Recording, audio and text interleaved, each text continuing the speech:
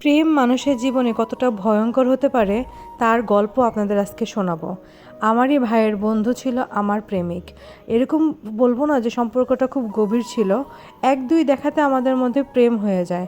বাসায় জানার পরে এটা নিয়ে অনেক বিরোধিতা হয়। আমার ভাইও আমাকে অনেক বেশি মারধর করে, কিন্তু আমি শুনি না। তার প্রেমে আমি এতটাই পাগল ছিলাম যে তার কাছে আমার ফ্যামিলি, আমার ভাই বোন সবাই অনেক নগণ্য মনে হচ্ছিল আমার কাছে। একদিন সে আমাকে বলল, তোমার বাড়ি থেকে তো আমাকে পছন্দ করে না, তো কি করা যায়? আমি বললাম, তুমি যেটা বলবো আমি সেটাই মেনে নেব, আমি তোমার জন্য যে কোনো কিছু করতে পারবো।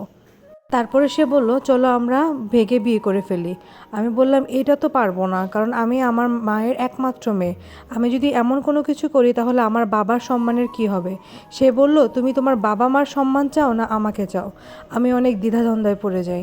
পরে আমি বললাম যে আমার কাছে তুমি সবথেকে বেশি ইম্পর্ট্যান্ট। আমি কোনো কিছু কথা না চিন্তা করে আমি তার কথা মতন চলে যাই তার সাথে।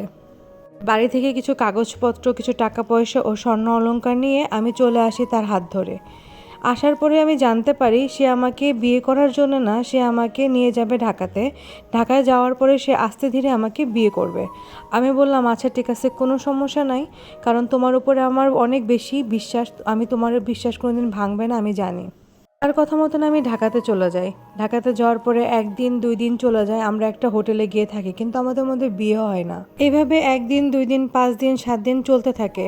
তাকে আমি বলি, এরকম কেন করছো? সে বলে, আমার তো এরকম সাক্ষী নেই, সাক্ষী লাগবে।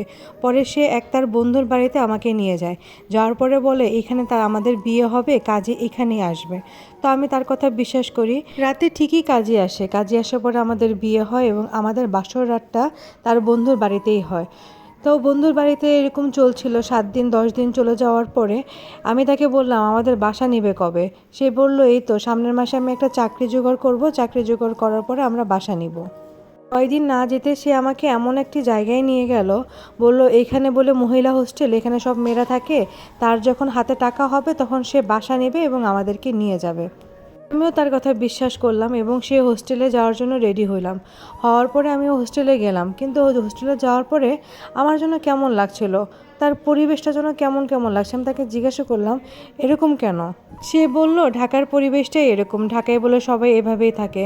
তো আমি গেলাম একটা রুমে, রুমটা ছিল অনেক ছোট। রুমের মধ্যে দেয়ালের মধ্যে অনেক খারাপ ধরনের আমি পোস্টার দেখছিলাম। তো আমি তাকে বললাম, এরকম কেন, আর এক এক রুমে ছোট ছোট এত বেড কেন? তো বললো যে না, এরকমই হয় হোস্টেলগুলো, তুমি কখনো থাকোনি তো এর জন্য জানো না।